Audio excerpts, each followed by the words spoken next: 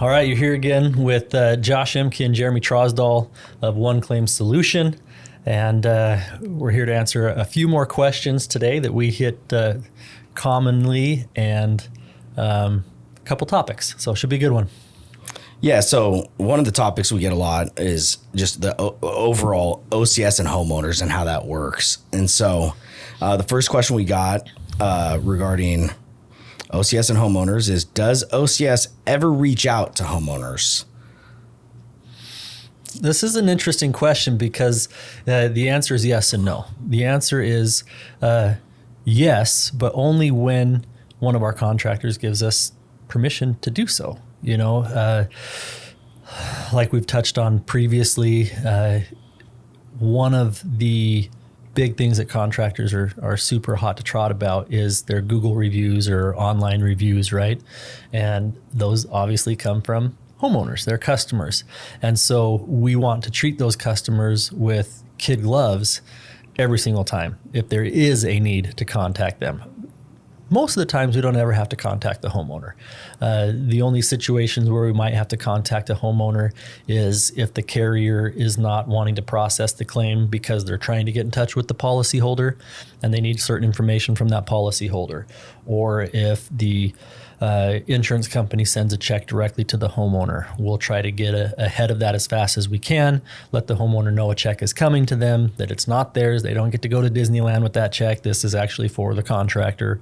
But we only really ever contact the customer, the policyholder, once a contractor lets us know that's okay. And when we do it, it's always very kind.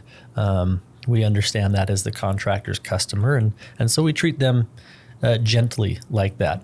If the homeowner decides to start keeping those funds, there are further things that OCS can do, but we won't do that without the contractor's permission and the contractor telling us to. So we, again, very rarely, only in those few situations, or if the insurance company denies the claim, and we try to work out, some sort of a payment plan or something with the homeowner.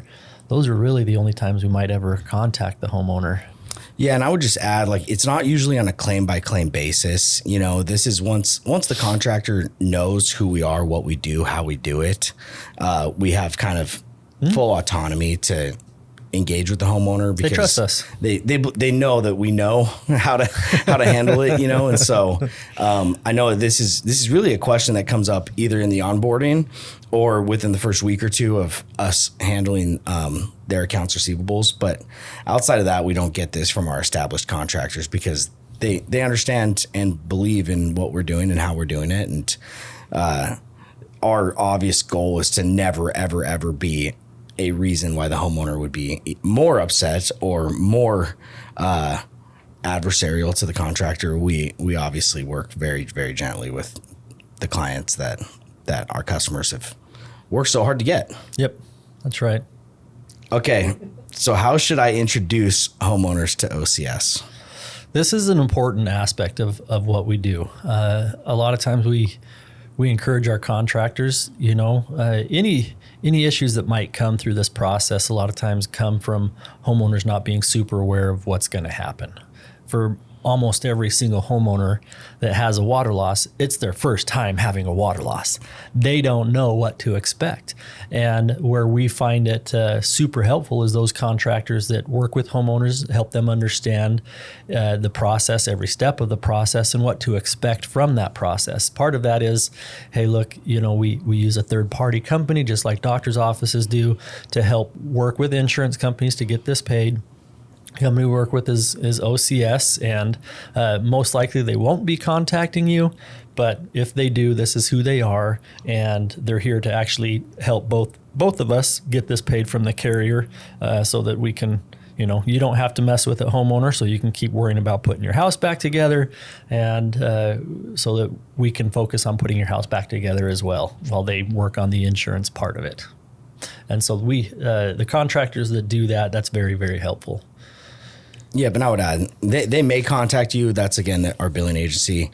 I don't expect them to have to contact you. If they do, that's who they are. That's what they're doing. Right. We're working with them. Just that's part of the work authorization and stuff. And and so that's, as they're explaining that, it's an easy transition. for them. For sure. How does OCS handle questions from homeowners about something that the contractor did on site? Even rarer does this happen, right?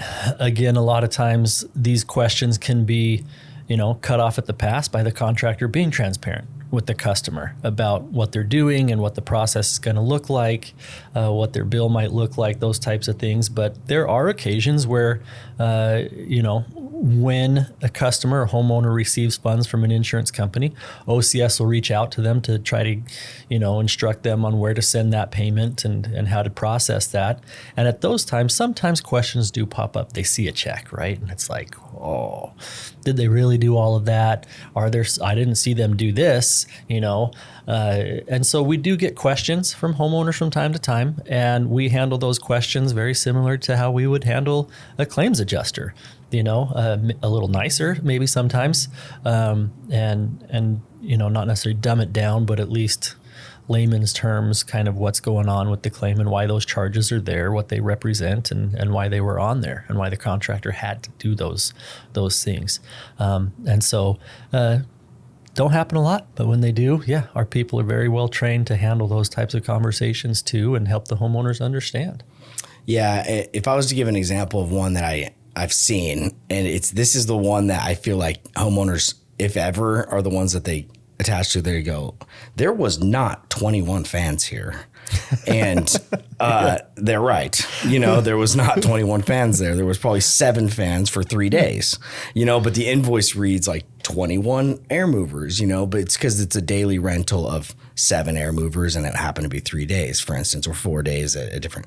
But that's one that, again, these water losses are so rare that you can't even really fault them for not understanding how to read an invoice, because it's probably the only time they'll ever experience having to look at one of these invoices. That's right.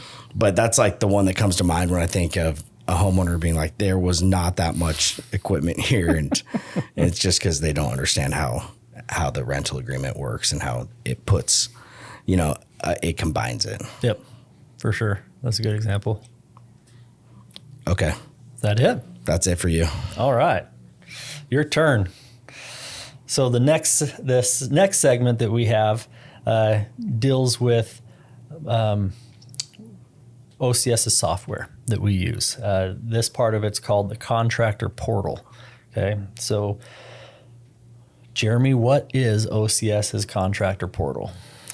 Yeah, so this contractor portal has been something that, frankly, has been asked for from contractors from, as you know, the very beginning. This visibility into their claims, their accounts receivable, what we're doing on them, where they are in the statuses. What is our collection rate? What is our days to first payment? This is all stuff. The analytics part of the portal is what I get really excited about. And then there's the claim submission part of the portal, which it's a login that you get as a contractor. You put all the supporting documentation in. There's easy ways for us to do that, or for contractors to do that. They put all the claim information in and they submit it through the portal. We get it on this side. We put it all together and we submit it to the insurance carrier. So that's like the interface that they submit claims to is through our OCS portal or OCS app that is proprietary and created by us. And then the analytics part's the one that gets me really excited, is because it gives them full visibility into everything that's happening in their accounts receivable. And frankly, there is not a software out there, a billing software. We know all of the softwares in the industry, right? A lot of them are job management softwares because that's ultimately, again, their core business. But there is not a software out there that will give them the analytics into their accounts receivable better or more visibly than our OCS portal. Absolutely. One of the things that we get a lot from our contractors is even the really sophisticated ones, once they make that transition over to OCS and kind of get involved with us, one of the key pieces of feedback we always get is, man, I didn't ever realize how much I did not know about my accounts receivable until you guys came in. I have more transparency and more accessibility into my accounts receivable than I ever had.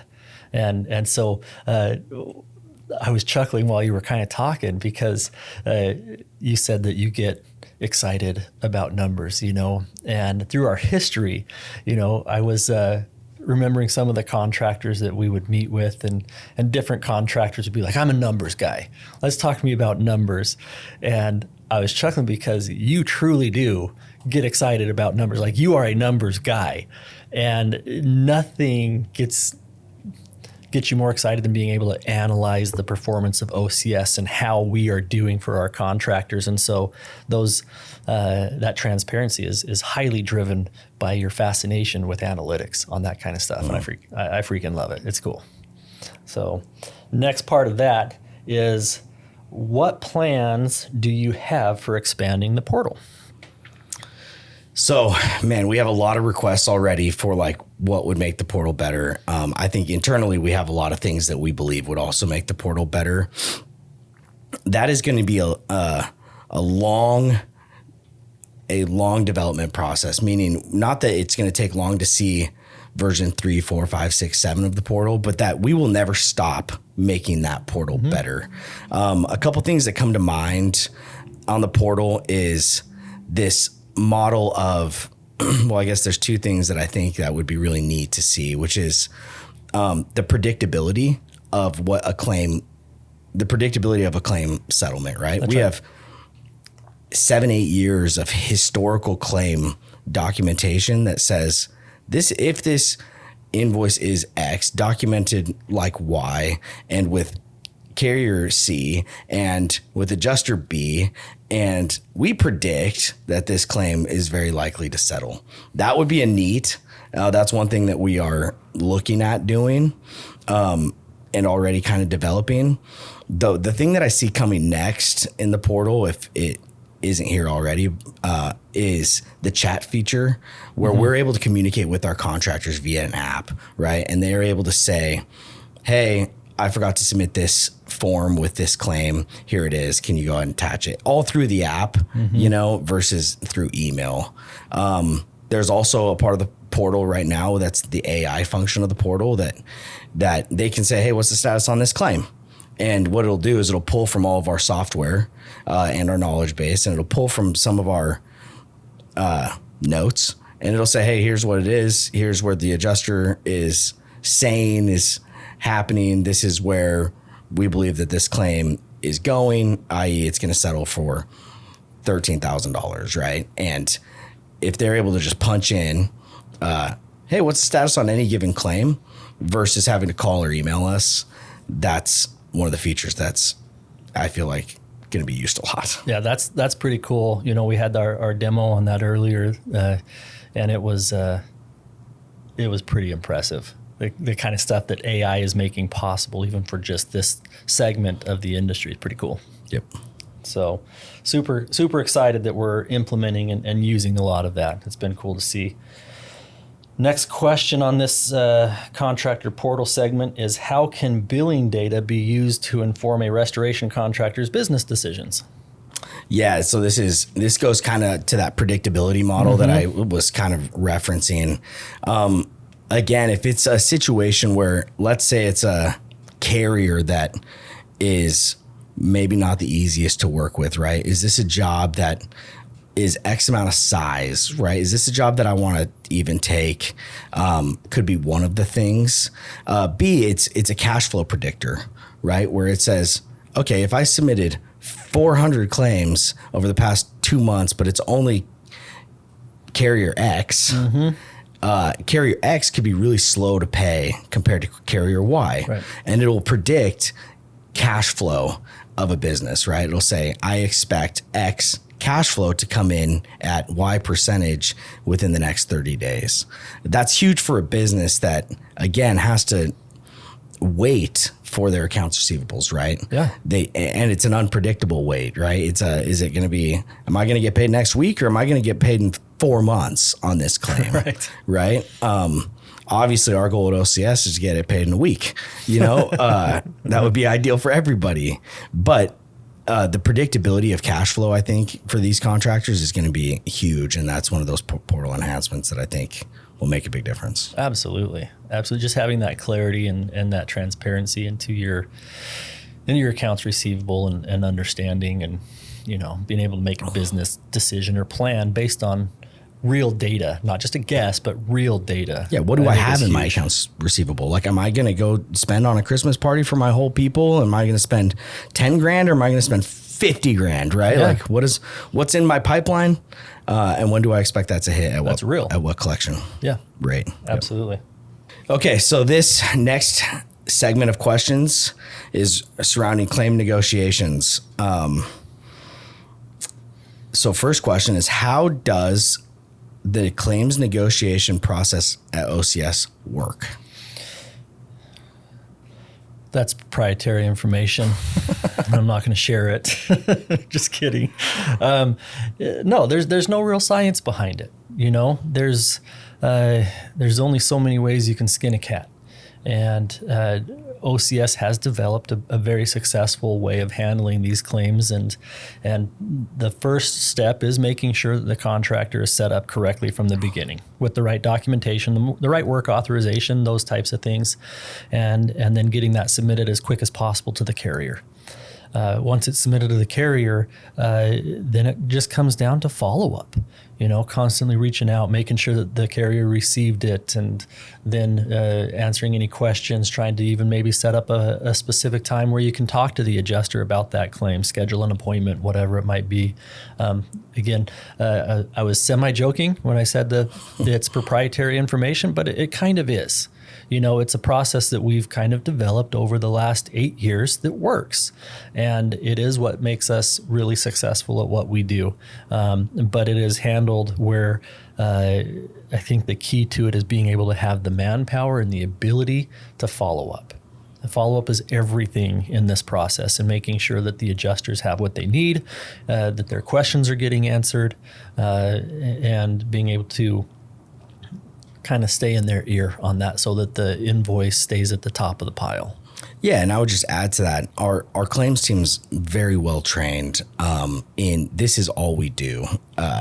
They know state regulations, they know OSHA regulations, federal regulations, they know the IICRC standards, the difference between should and may and shall in the S500, and they have the citations to all of that and the access to that, so that when an adjuster comes with an argument, right, or something they don't want to pay, our team is better equipped to handle that than, frankly, anybody, I feel like, in the restoration world, because it's literally all we do for the past 7 or 8 years. That's right. And so our job is to stay on top of it and to keep our people on top of it. Yeah, and just like our software and our programs that we use, our justifications are constantly adapting as well to what works and industry changes. So, all right. So next question: how does OCS decide when to settle a claim? Yeah, OCS really likes to have the autonomy to be able to do this, but it comes with contractor trust. It comes from history with that contractor, and it comes also from what we talked about in the past as well, about our onboarding process, really being able to work with contractors to establish realistic expectations on both their part and our part, and being able to establish those parameters on the front end of what OCS is able to settle a claim at, different levels. And so in our software, we do have different levels set up on where our claims advocates can and are authorized to be able to resolve and settle a claim in order to encourage a quick turnaround on those. Again, that's all set up at the very beginning with the contractor expectations, so that they know kind of where our parameters are. Yeah, I don't have anything to add to that. Thank you.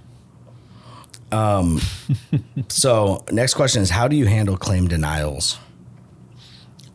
Claim denials. This is a fun one.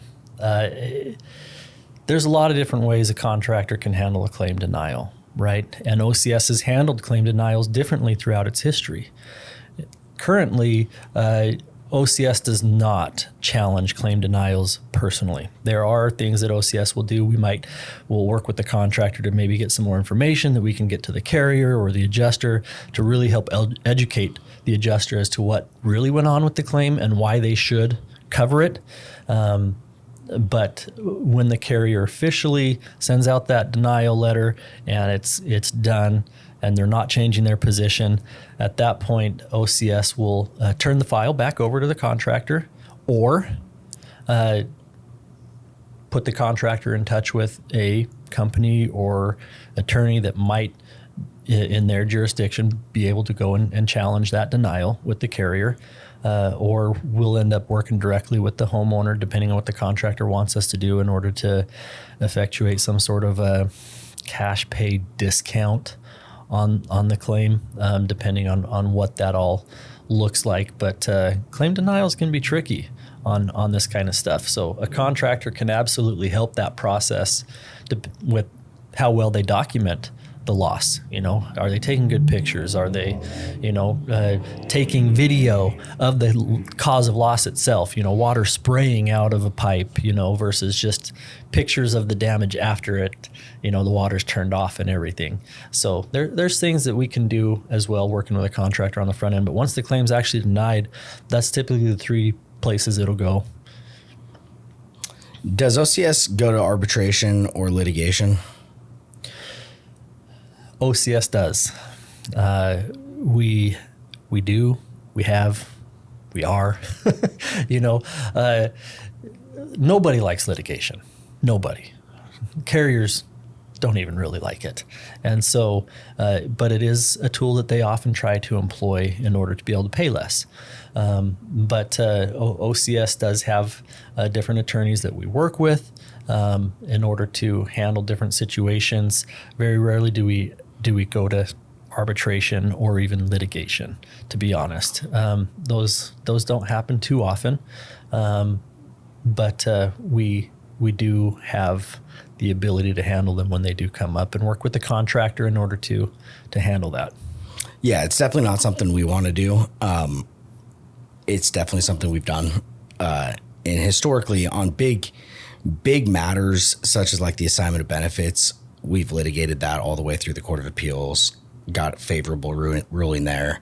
When it's twice. When it's big matters that we know what the law is on, we'll stand up for it. We'll stand up for it. We will, and we'll have to, and we'll probably do that forever. That's right. In terms of like one-off claims situations, that's just not something we do. We have different methods and means to go pursue balances. Different alternative dispute resolution processes. Correct. Yeah. Litigation's not fun for anybody. It sounds nice sometimes to even a contractor until you're in it. And that's right. It's messier and something you definitely don't want to be a part of if you can help it. If you can help it.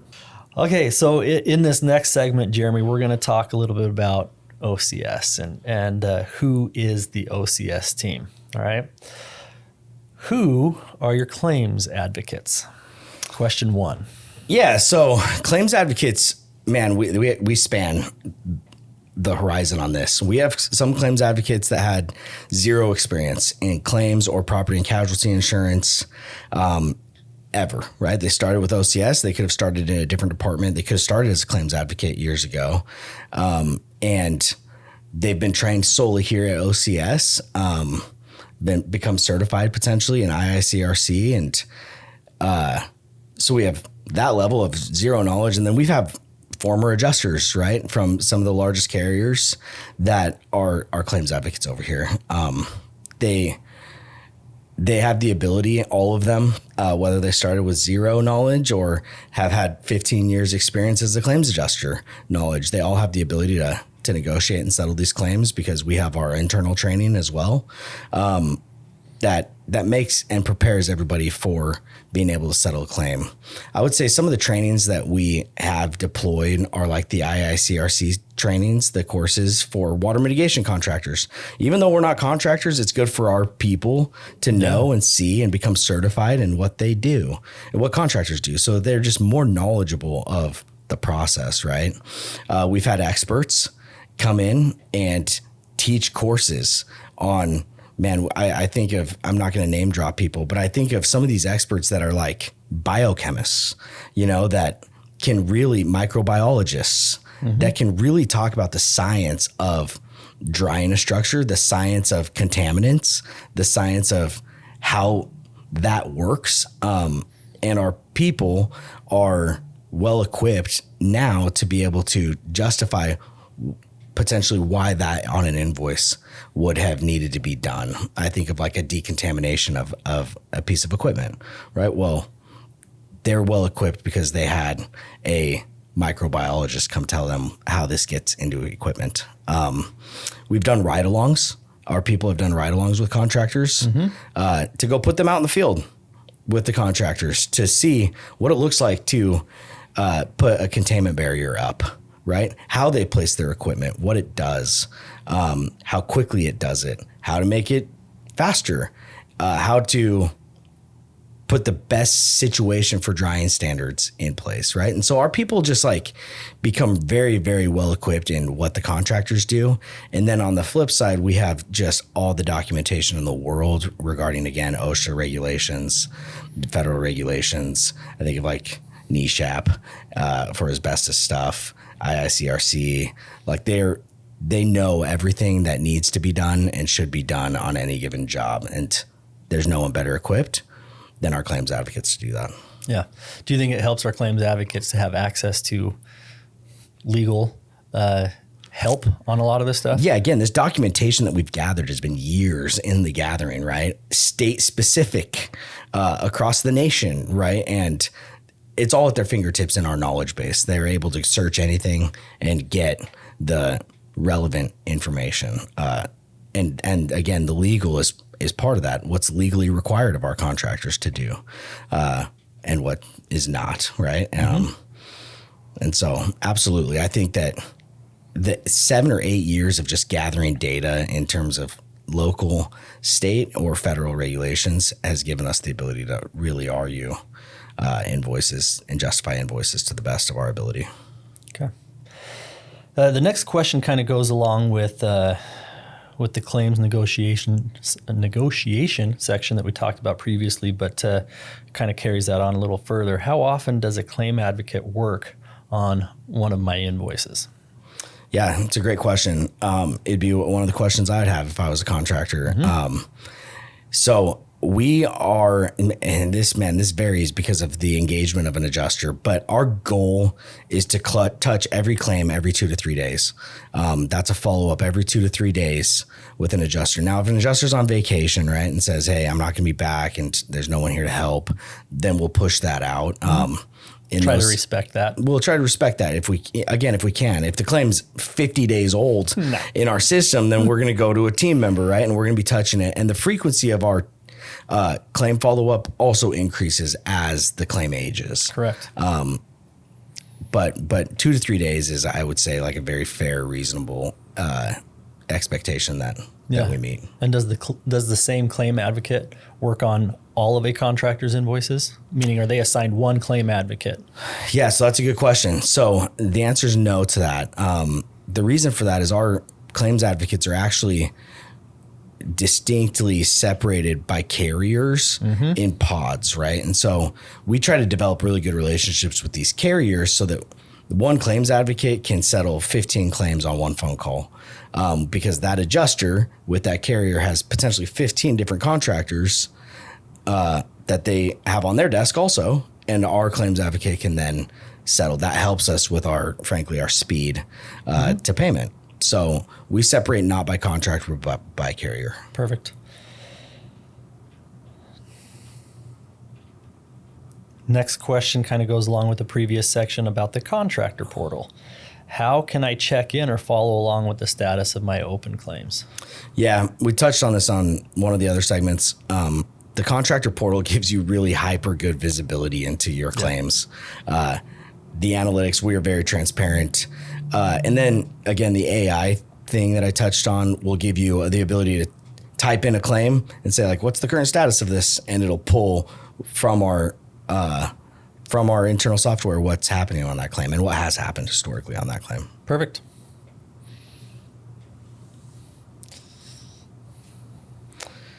All right. The next segment is kind of finding out why you're special, Josh. So it is, what's your experience doing this? That's kind of the headline. First question is, what states can you work in? I'm not sure if this question is asking specifically about me as the attorney, or I'm gonna take it as to what states can OCS work in. That is what it is. You're not special. It's actually asking about OCS. Just wanted to clarify that. Yep. Don't let it go to my head ever. Yep. So OCS we can work in any state. We have contractors in many states. There are some states that are more difficult for us to work in than others.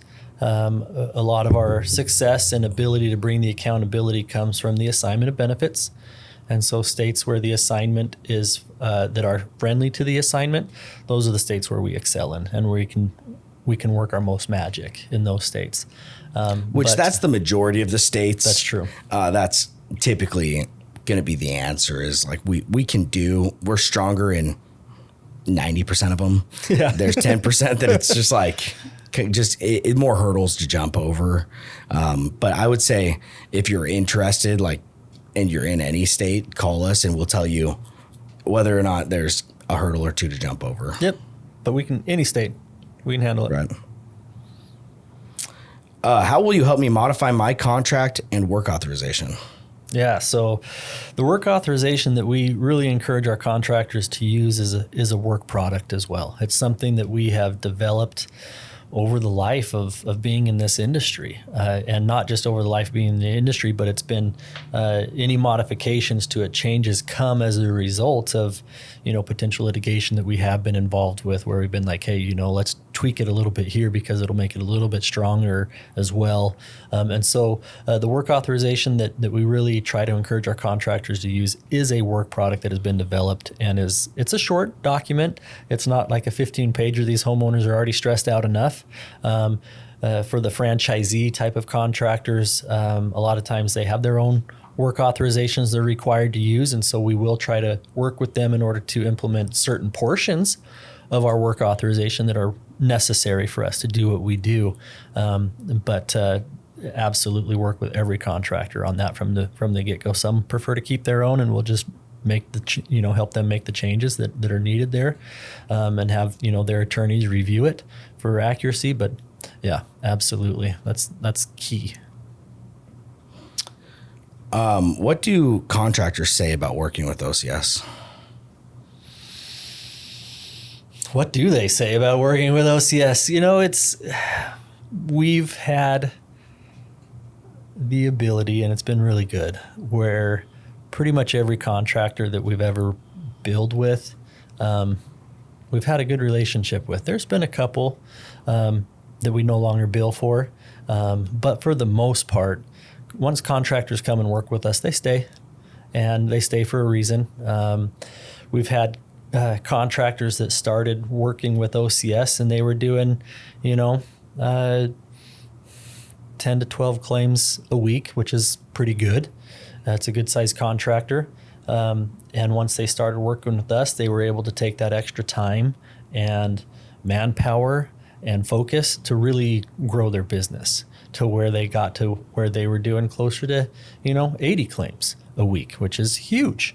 And those contractors have really given OCS a lot of credit for their ability to be able to grow and expand their business, because they were no longer required to focus on that accounts receivable side of things that takes so much time and energy and so much of their focus away from doing things on their business they like to do. And we really enjoy working with contractors, and the ones that work the best with us typically tend to be the ones that, are looking to be able to take that increased cash flow, that increased time, that increased ability to focus on their business and grow. We love watching our contractors grow. It puts a smile on our face when we see that. But by and large, from the history of OCS, it's not just doing their billing too. It actually a lot of times evolves into friendships with our contractors, where they trust us, and we almost become family with them in this process. Yeah, I would say I think of just all the contractors over all the years, that are billing with us, and I think they're all different. What was important to them is different. Some are like, man, I love how fast you get me my money. Some are like, I actually love that I just make more money. And some are like, I just don't want to talk to carriers ever again, and each one has a different kind of, it's true. My work-life balance is better. I think if some of them that are like, oh, I try to give the numbers, the analytics to, and they're like, oh yeah, that's cool. I don't actually care. Like, I just don't want to do it anymore. I don't want to talk to the carriers anymore, the adjusters anymore. So I just think like they all say different things. Yeah. Ultimately we solve a different problem frankly, we solve a lot of problems for what contractors deal with on a regular basis. Absolutely. Okay. So I guess to wrap things up, tell me historically as a lawyer, right? Your history as a lawyer, dating all the way back to the medical field, but really in the property and casualty, like how has that made OCS as a service offering better? You just frankly with your law background and your expertise there. No, I that's a pretty broad question. And there's a lot of ways that I think that it has helped. One of the key things that we talk about already a lot is the assignment of benefits. Really being able to dive in on the assignment based on my medical background and be able to apply that knowledge to this industry has really shifted a lot of stuff here for contractors to benefit from that the same way that doctors and hospitals benefit from it. We talked a little bit about some of the wins that we've been able to experience through OCS on the assignment issue, some of the wins that we've gotten, on furthering better and more appropriate payments from the carrier. One of the things that I think is super helpful is, and this is the craziest thing that we've found, is whether you and I say the exact same thing, just because I have a law degree and have passed the bar exam, like people tend to listen a little bit more to that, which is the most ridiculous thing in the world to me, because you actually might be more educated on a certain subject than I am, and I'm just kind of regurgitating what you say. It just means something more because I'm an attorney, but the same concept actually applies with carriers, right? A lot of times at the beginning, it was carriers being like, wait. Why is there an attorney involved with this already? And it's like, oh, I'm not really involved. I'm here and I'm overseeing it to make sure that everything goes correctly. Yes. And just kind of put them on notice that there is that. And when we do send out the claim submission packages on behalf of contractors, it's my name that goes on that cover letter every time as general counsel for OCS, again, informing the carriers that there is legal involved and to be aware of that so that they process things more reasonably and legally. And I think that's a huge help. And I think the other thing that is a huge help too is these justifications that we've created since the beginning of OCS.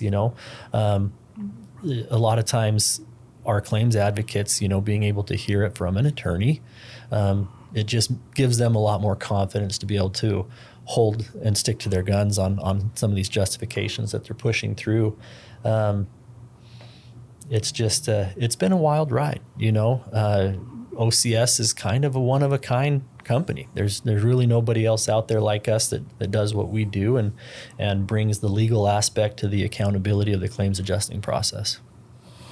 Yeah, and I would say it's interesting because I think when we first started OCS, I was more on the customer acquisition side of things, and quickly we pivoted. I became very heavily involved in the operations side of things, and the customer acquisition and sales became your expertise, as you knew everything that we needed to know in terms of the legal ramifications of contractors doing something right or wrong, or the legal ramifications of a carrier doing something right or wrong. And as my position changed into operations of OCS, it became very important for me to understand the operations of contractors. How do they set up their organizations? What's important to them? What are the challenges they face? And if we know that, then we know how to set up our organization, how to create things like the portal that tell us, oh, this is what they want to see and need to see. I think the combination of, frankly, me being intimately involved with the restoration companies and their operations, and then obviously building out our own operations, which I led from the beginning, combined with your expertise and your background from a legal standpoint, is really what has kind of made OCS special. it's what has made us successful in what we do, because the combination of those combines things, the best of both worlds. It combines the best of both worlds. Yep, that's exactly right. Absolutely. I'm glad you touched on that, Jeremy, because I think a lot of your experience that you've been able to have with contractors, and different family members or whatever, really helps open your eyes to the special needs and challenges that contractors go through. And you being able to bring that to the table and help solve for those problems here too it's good. It's Yep. good. It's what makes it all very special and work very well. And I would say, just to wrap things up, thanks for listening to this podcast, listening to me and Josh talk again. If you want more information or are looking to have a discussion or trying to find a solution to your billing needs, feel free to contact us on our website. It's www.oneclaimsolution.com.